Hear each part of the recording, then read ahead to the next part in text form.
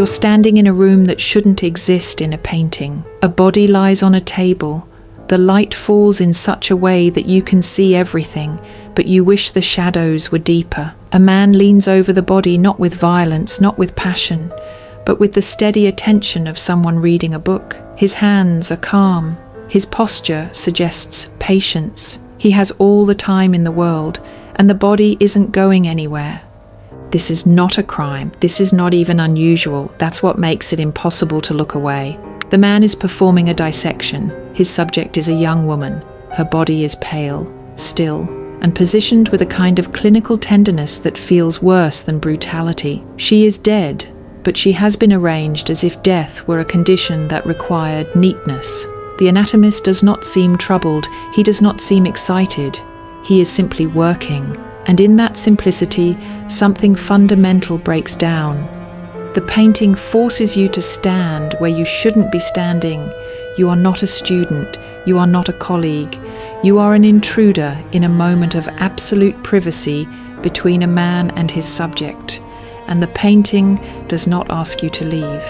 This is The Anatomist, painted in 1869 by Gabriel von Max, an artist who spent his career exploring the places where science, death, and human curiosity meet in ways that are never entirely comfortable. Gabriel von Max was born in Prague in 1840, the son of a sculptor. He studied in Vienna and Munich, cities where art and science were beginning to speak the same language.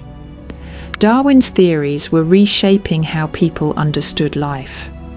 Medicine was advancing with a confidence that sometimes outpaced its wisdom. The dead were no longer just the dead. They were textbooks, they were data, they were opportunities. Von Max painted monkeys with disturbingly human expressions. He painted seances and trances, moments where the boundary between the living and whatever comes after seemed negotiable. He painted martyrs, ecstatics, and corpses, but he always painted them with a strange gentleness, as if tenderness and violation could occupy the same gesture. In The Anatomist, the room is dark except for the light that falls across the body and the man who studies it. The anatomist is middle-aged, bearded, dressed in the simple clothes of someone who works with his hands. He leans forward, one hand supporting his weight on the table, the other poised above the woman's abdomen. His face is calm. There is no horror in his expression, no hesitation, no guilt. He is concentrating. The woman's face is turned slightly away, her eyes are closed. Her skin has the particular pallor that belongs only to the dead, a colour that seems to drain light rather than reflect it. She is young. That matters. It shouldn't, but it does. She could be a daughter, a sister, someone who was loved. Now she is a specimen. The painting does not tell you how she died. It does not tell you if she consented to this, if anyone mourned her, if her body was bought or borrowed or stolen. It only shows you this moment, this man, this silence. And the silence is what stays with you.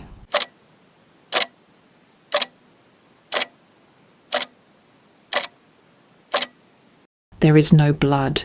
No exposed organs, no instruments gleaming with menace. The anatomist has not yet begun. He is still in the moment before the cut, the moment where intention and action have not yet met. He is thinking, planning, deciding where to begin. That hesitation is the entire painting, because this is not about what he will do. It's about the fact that he can do it, that he has decided he should. That somewhere along the way, curiosity became permission. The composition is intimate in a way that feels like trespassing. The anatomist and the body are close together, almost tender in their proximity. The light frames them like a Baroque pietà. But there is no grief here, no redemption, just a man and a problem he intends to solve. Von Max painted this during a period when European medicine was drunk on its own progress. Anatomy theatres were public spectacles. Dissection was not hidden behind closed doors. It was education. It was entertainment.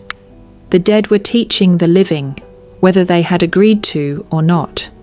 The painting does not condemn this. That's the problem. It simply watches. There is no monster here. The anatomist is not a madman or a villain. He is a professional. He believes in what he is doing. He believes it is important. And perhaps it is. Perhaps this woman's death will teach something valuable. Perhaps her body will save others. Von Max understood something about the 19th century that many of his contemporaries preferred to ignore. Progress always has a body count. Knowledge is always taken from someone. The question is never whether we should look. We are always looking. The question is whether we have the right to. The anatomist does not meet your eyes. He is not performing for you. He does not need your approval or your horror. He is alone with his work, and you are irrelevant to him. That might be the most disturbing part. You are witnessing something, but you have no power to stop it, no voice in the room, no way to ask the woman if this is what she wanted. You are as helpless as she is. The painting was not controversial when it was first exhibited. It was admired. Critics praised its technical skill, its somber atmosphere, its seriousness. No one seemed disturbed by it. Or perhaps they were disturbed in a way they could not name, a way that felt too close to their own complicity. Gabriel von Max died in 1915, as Europe was tearing itself apart in a war that would redefine what it meant to reduce human beings to numbers and functions. His paintings fell out of fashion. The 20th century preferred its horror loud and obvious, its moral questions answered before they were asked. But the anatomist remains quiet, patient, still leaning over that body, still waiting. And if you have spent enough time looking at it, you start to understand that the painting is not about the anatomist at all. It's about you. About the fact that you are watching, that you could look away, but you don't. That you want to understand, to know, to see what happens next, even though you know you shouldn't. The painting traps you in the same position as the anatomist, curious, detached, telling yourself there is a good reason for looking. The light still falls across the table, the body still does not move. The man still leans forward, thinking, deciding, preparing to begin. And you are still there, standing in the darkness, watching something you cannot stop and cannot justify and cannot forget. The room is silent. It has always been silent, and you begin to suspect it will stay that way long after you leave.